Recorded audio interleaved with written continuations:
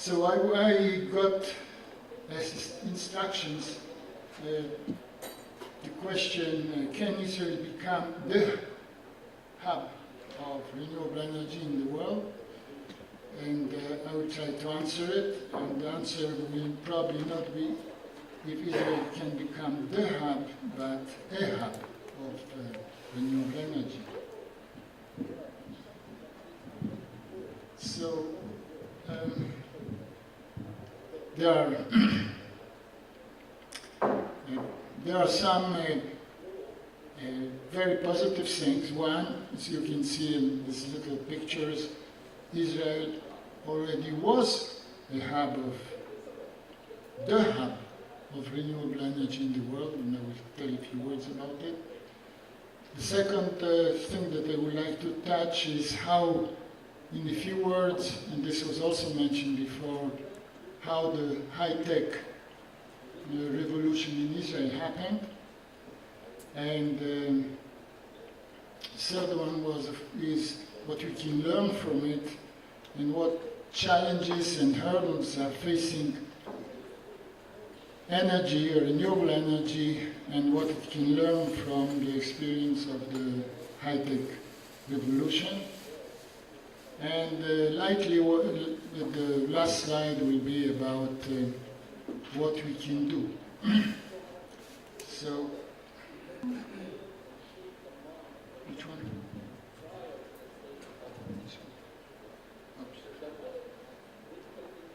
So Israel was a center of excellence. Israel was a leader in clean tech long before green became fashionable. In the 50s, 60s, in the 50s, till basically 90s, in Israel, solar water heaters were developed, solar ponds. We had a 5 megawatt plant in Israel in the early 80s, solar towers, just basic idea, and parabolic track, what Blues did in California. And actually, we had innovation in this not only on the technical side and the applications, but also on the regulatory side. The first Minister of Energy that we had his name was Moderator, established a regulation that you could to promote solar water heaters, because there was competition between the government-owned utility which wanted to sell more electricity and the solar water heaters, and they looked at solar water heaters as competition. And you had very, very favorable tariffs to use hot water, electricity to produce hot water at night. So he said something very simple, didn't cost, no cent was taken from the budget. You will not get a building which has less than 7 stores, will not get a building permit without having solar water heaters. So 2% of electricity, of energy used in Israel are solar energy in the solar water heaters. So we had not only on the technical side, but also on some regularity. In geothermal, this is more about Ormat, which started with solar energy. In geothermal, we are the only vertically integrated company in the world, from exploring the resource, drilling, building projects, manufacturing the power equipment in Israel. So we did achieve something. In water, it was said much better by Buki. We had wastewater recycling, drip irrigation, today desalination. So Israel remains leader in some center areas. Not only we were there, but we remain there. Can we replicate the success of high tech in the renewable energy field? The high tech in Israel succeeded because of certain circumstances and a lot of work which we've done early. I have a little saying that to get the immediate success is very simple, and I give it free to anybody who wants to take it also in this audience. It's very simple. Immediate success, you just have to start long time before and you have immediate success. remember, and this is why one of the reasons that high-tech could develop, because we had a military industry which, for all kinds of good and bad reasons, had to develop itself many things. And on the way, it developed engineers and project managers. So we doubled the number of engineers. We had also many engineers. They had two qualities, these engineers. They had a good basic education. They were ready to change the job that you don't always find in the West. And they were ready to do any job. And therefore you had also them working as technicians. This we don't have today.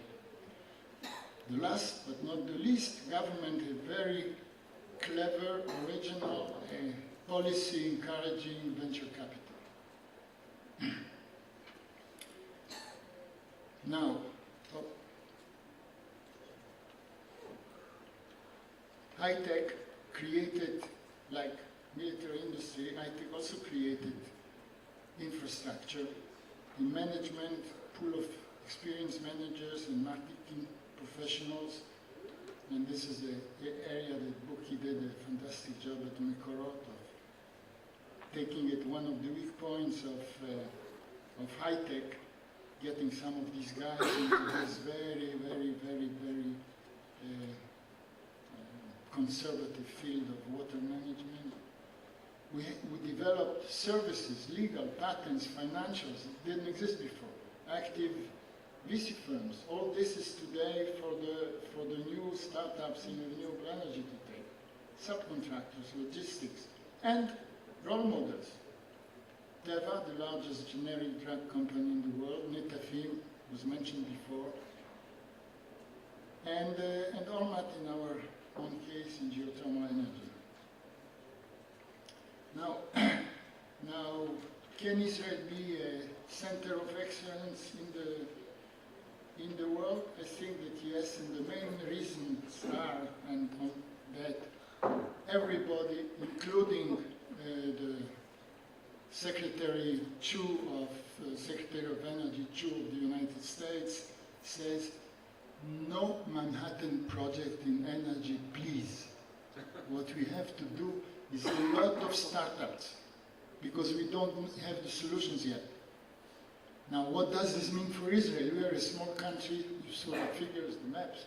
If you don't know it, we cannot compete against the US or the Soviet Union or one block of Europe or China. But we can compete at one-on-one with startups in these countries. So there is a chance. It's not easy. But what we have to do is to, first of all, we are producing today about 3,000 engineers in the university and 2,000 in Michlelot, colleges. This means that if we want another 30,000, we have to wait 10 years. This must be accelerated, and thanks to IT again and Google, all these things can be accelerated today, but a huge effort has to be done. And we have to remember that to make, in energy, it's not all software. Software is very helpful, IT is very helpful, but there are also some hard things that you have to do. Pipes, valves, all kinds of things. We need people to do these things. So we must train more people. Everybody today knows how to use a computer. We have a vocational school. I think the young people, 10 years ago, anyone who could operate a computer had a chance to make progress. Today, every 6-year child knows how to operate. So you, in the vocational school, will be able to get a job if you know something else, not only playing with a computer. So there is an effort to do there, and there is a huge effort to do in long-term basic research, because the future of changes in renewable energy is going to be very, very basic or pure science. This is where the new things will happen. It's not like 50 years ago that you could put together a few things which made sense and you put them and you have an efficient system. We are beyond this. This is one aspect. There is another aspect we'll come back to. And therefore, support for universities and institutes is extremely important, and this is not something that the VC can do. This is for the government to do. For the government, whatever we in industry who are looking long term have to do. Without it, there will be no, center of excellence in 10 years in Israel. It will be China, US, Europe, wherever you want, but not Israel. So this we have to do. The other things, there are still simple things to do. There is no reason to wait to replace all the incandescent lamps which are consuming 3 times as much energy. If the Israel Electric Utility, which is government-owned utility, would pay to replace every lamp, and today you just have to put it in, it would cost them, in Israel, it would cost them $70 million. They would save at least $100 million of power plant, plus $20 million of fuel a year, and it will not cost a single job because we don't produce them anyway. And there are countries who did it, but we didn't. So there are simple things to do. The other thing, I'm almost finished, other thing to do is to insulate. Again, this is not rocket science. 50% of the peak power in Israel is air conditioning. Air conditioning can be reduced if you just insulate the buildings, of course improve the air conditioners. This is so much cheaper than building new power plants that it's really something which we have to do very quickly, and we can even give this, the electric utility can have in this job. They will be able rather to increase the rate of electricity by adding the investment they have in new power plants. They can invest in the buildings and get the investment back through the rate of electricity. Not an Israeli invention, it was invented in California in the 70s. So there is a lot to do. Basically, I said this is both the success factors and the hurdles. Another important thing in the hurdles is that you have to have energy, the scientific development together, and basic science, not only applied science, has to be closely done with industry. Industry gives the input on which the basic science can work. There is a lot of progress in Israel. It's probably not enough.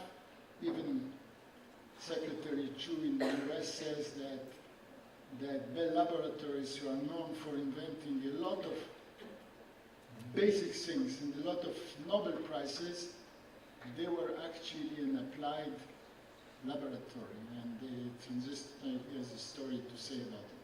So there is no contradiction between basic science, and if we want a real breakthrough and become an important, not the center of excellence in the world, but an important center of excellence in the world, we have to quickly do the things which can create jobs and will reduce the waste of anything, of water, of heat, of electricity.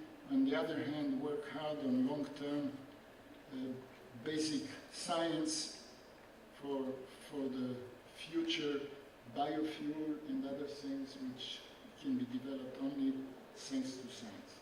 Thank you.